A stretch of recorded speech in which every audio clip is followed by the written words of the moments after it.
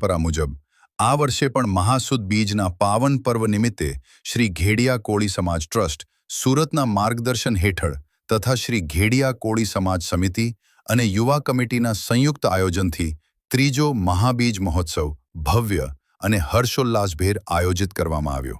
આ મહોત્સવ સમાજની એકતા, સમાજના સર્વાંગી વિકાસ, પરસ્પર સહયોગ અને ભાઈચારા માટે પ્રેરણા આપવામાં આવી।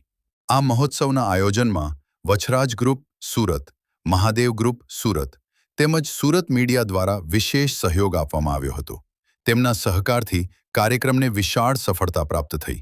આ તમામ સહયોગીઓનું ટ્રસ્ટ, સમિતિ અને યુવા કમિટી તરફથી હૃદયપૂર્વક આભાર વ્યક્ત કરવામાં આવ્યો। અંતમાં શ્રી ઘેડિયા કોળી સમાજ સમિતિ અને યુવા કમિટીએ કાર્યક્રમમાં ઉપસ્થિત રહેલા તમામ મહેમાનો, આગેવાનો, યુવાનો, મહિલા મંડળ, કાર્યકરો તેમજ વછરાજ ગ્રુપ, મહાદેવ ગ્રુપ અને સુરત મીડિયાનો આભાર વ્યક્ત કરવામાં આવ્યો। ભરોસો રાખીને આપણે એની આશા ઉપર ખરું ઉતરવાનું છે, તો અમે બનતી કોશિશ કરશું સમાજને આગળ લઈ જવા તરફ। અમે એ લોકો ઉપર, એ લોકોને અમારી પર આશા છે કે આગળ લઈ જવા મદદ કરશે, પણ અમે બનતી કોશિશ કરશું ને એના વિશ્વાસ ઉપર અમે ખરા ઉતરવાની કોશિશ કરશું। બરોબર? જય માતા, જય કોળી સમાજ, જય રમાભાઈ। બાકી આપણે બહાર ઉભા રહીને આપણે એવું કઈ નહીં થાય। સમાજને આગળ વધારવો હોય તો સમાજના યુવાનોને આગળ વધવું પડશે। સમાજને આગળ યુવાનોને આગળ બીજા સમાજો કે જે અત્યારે કઈ રીતના આગળ કરી રહ્યા છે, આપણે સમાજને આગળ કઈ રીતના પ્રોત્સાહન કરી શકીએ, એ તમામ યુવાનોને વિચારવું પડશે। તમારા સમાજ થકી, યુવાનો થકી આપણા સમાજ હાલે છે। તમારા સમાજને કઈ, તમારા યુવાનોને કઈ કે ભાઈ અમને કઈ તકલીફ પડે, તમને કઈ એવું હોય કે ભાઈ આપણે કઈ નવી કરવું છે તો અમને કહો, તો અમને કઈ કેવું લાગે કે ઉત્સાહ છે કે આપણા સમાજમાં અત્યારે મળી અને કોઈ પણ વ્યવસાયની તરફ આપણે એક એવા પ્રોત્સાહન લઈ આવવાનું છે કે જે કોઈ વ્યક્તિ છે વ્યવસાય કરવા માંગે છે એને આપણે માર્ગદર્શન આપશું।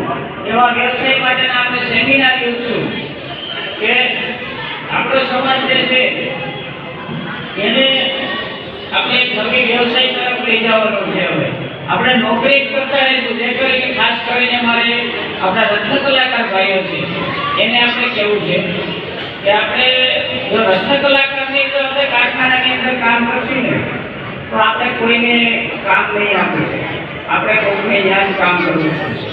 પણ આજે આપણે એવા સક્ષમ બનવાનું છે કે આપણે 5 વ્યક્તિને કામ આપી શકીએ, આપણે એવો વ્યવસાય ઊભો કરવાનો છે। કોઈ પણ નાનામાં નાનો ધંધો, તમે પોતાનો ધંધો ચાલુ કરો, જે પોતાનો ધંધો કરતો હશે ને એ આર્થિક રીતે સક્ષમ હશે, અને જે આર્થિક રીતે સક્ષમ હશે ને એ ઉચ્ચ શિક્ષણ માટે પણ સક્ષમ બની શકશે। આપણે ઉચ્ચ શિક્ષણ લેવું હશે પણ આપણી પરિસ્થિતિ થોડી ઠીક હશે, આપણે સૌ સાથે મળી અને આ કાર્યક્રમને એક યાદગાર બનાવીએ। એ સાથે સાથે મંચ પર પધારેલા તમામ મહેમાનોનો હૃદયપૂર્વક આભાર વ્યક્ત કરું છું ટ્રસ્ટ તરફથી કે આ કાર્યક્રમની અંદર એમનો કિંમતી સમય આપી અને પોતે હાજરી આપી તે બદલ ઘેડિયા કોળી સમાજ ટ્રસ્ટ દરેક મહેમાનોનું હાર્દિક સ્વાગત કરે છે અને મનનો ખૂબ ખૂબ હૃદયનો આભાર વ્યક્ત કરું છું। હવે આજનો આપણો જે ઘેડિયા કોળી સમાજ છે, નવી પેઢી ખાસ કરીને કે આપણે શિક્ષણની ઓર તો આગળ વધી જ રહ્યા છે અને આપણે હવે સમાજને શિક્ષણ સાથે સાથે આપણે આર્થિક રીતે પણ આગળ વધવાની જરૂર છે। એટલે સમાજે હવે આપણે એટલે ખાસ કરીને મારે એવું જણાવવું છે કે આ નાના મોટા કોઈ પણ ધંધાની અંદર જોડાઓ અને ખુદનો ધંધો ઊભો કરો, એ આપણે આપણા સમાજના 2 વ્યક્તિને નવા ધંધો આપી શકશું। શ્રીમદ ભગવદ ગીતાના શ્લોક તમારી સમક્ષ રજૂ કરવામાં, તમે ધ્યાનથી સાંભળો એ મારી શુભકામના। શ્લોક નંબર 1। અર્જુન ઉવાચ એવં સતતયુક્તાયે ભક્તા સ્વાપર્યુપાસતે યે ચાપ્યક્ષરમવ્યક્તં તેષાં કે યોગ વિત્તમા। શ્લોક નંબર 2। શ્રી ભગવાન ઉવાચ મય્યાવેશ્ય મનો યે માં નિત્યયુક્તા ઉપાસતે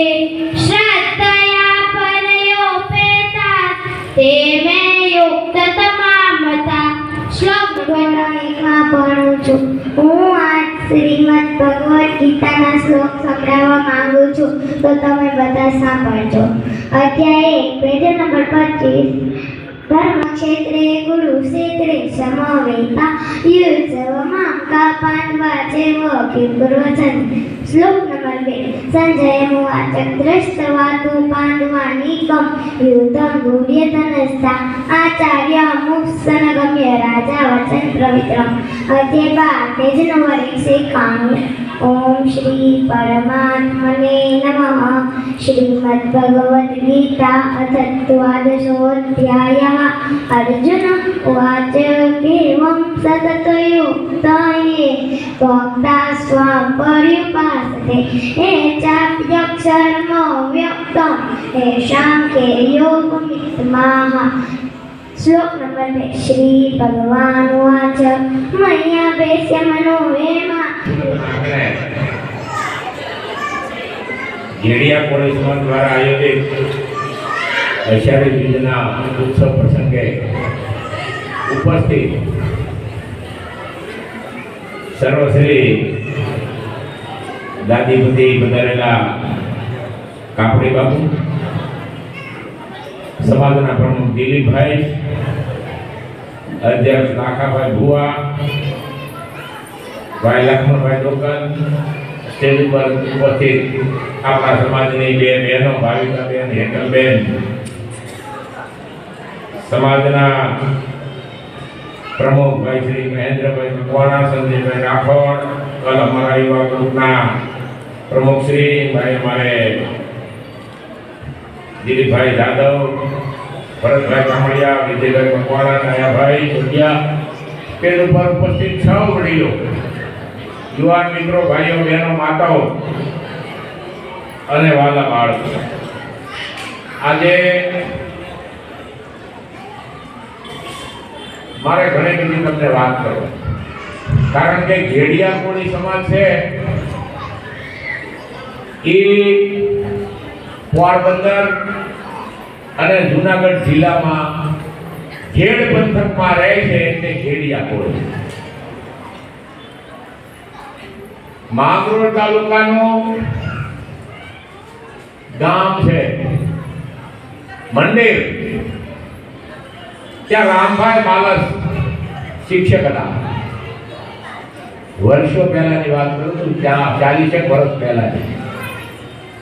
તો રામભાઈ બાલસે સૂર્યવંશી કોળી સમાજનો ઇતિહાસ લખ્યો છે. સૂર્યવંશી કોળી સમાજનો ઇતિહાસ રામભાઈ બાલસ, માંગરોળ તાલુકાનું મંડેર ગામના શિક્ષક. તમારી કોઈની પાસે હોય તો હાથ ઊંચો કરો. સૂર્યવંશી કોળી સમાજ. સરસ, તાળીઓ પાડો. મારી પાસે છે, મને રામભાઈ બાલસ જીવતા હતા ત્યારે મને એને 10 કોપી આપી. એમાં મેં 10 કોપીમાંથી અહીંયા દક્ષિણ ગુજરાતના બધા કોળીને આપી, મધ્ય ગુજરાતના કોળીને આપી, ઉત્તર ગુજરાતના, સૌરાષ્ટ્રના તો બધામાં છે.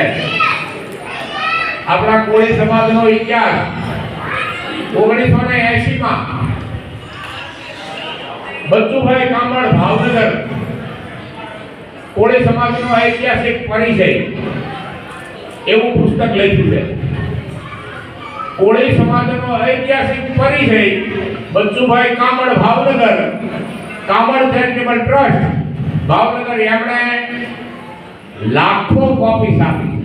કોઈની પાસે હોય તો હાથ ઊંચો કરો.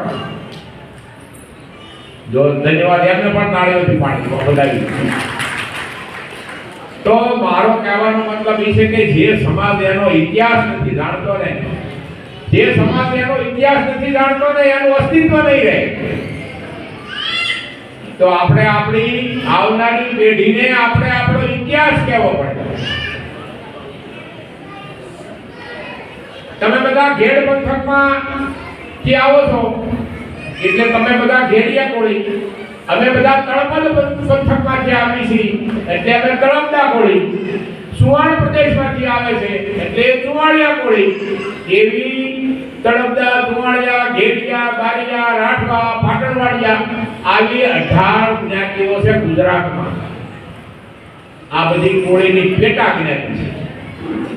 તો આખા દેશમાં 36 પ્રકારની કોળીની જ્ઞાતિ, 36. આપણા બધા ગુજરાતના જે કોળીઓ છે ઓબીસી માં આવી, અધર બેકવર્ડ કાસ્ટ. બાકીના બધા દેશમાં છે તે કોળી કોઈ એસસી માં આવે, શેડ્યુલ કાસ્ટ માં આવે, શેડ્યુલ ટ્રાઇબ્સ માં આવે, એસટી માં આવે, એસસી એસટી ને ઓબીસી માં કોળી સમાજ આવે.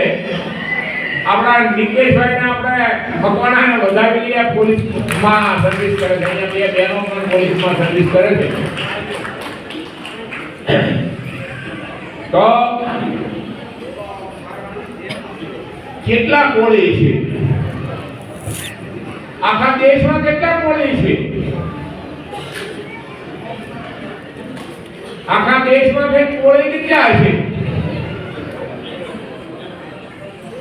25 કરોડ 26 કરોડ કોળી છે આખા દેશમાં.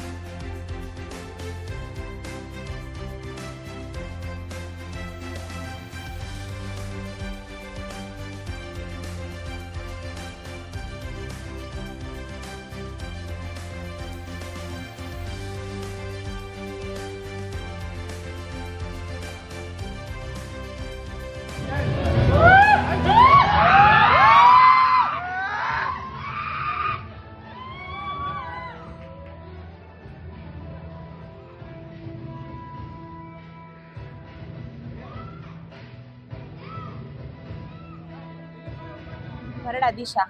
આજે સમાજનો જે કાર્યક્રમ છે એના વિશે આપણે શું કહેશો? આપણો આ કોળી સમાજ એકતા માટે અને યુવા લોકો આગળ વધે તેના માટે યોજાયો છે. ખાસ કરીને અત્યારના યુવાધન માટે શું સંદેશ આપશો? વ્યસન મુક્ત રહે, બહેનો ફેશન મુક્ત રહે અને શૈક્ષણિક રીતે આગળ વધે અને મોબાઈલથી દૂર રહે. સમાજ માટે આવો સરસ કાર્યક્રમ કરવામાં આવે છે, આપને એક સાથે મળવાનો મોકો મળ્યો, શું કહેશો? સમાજને શું સંદેશ આપશો?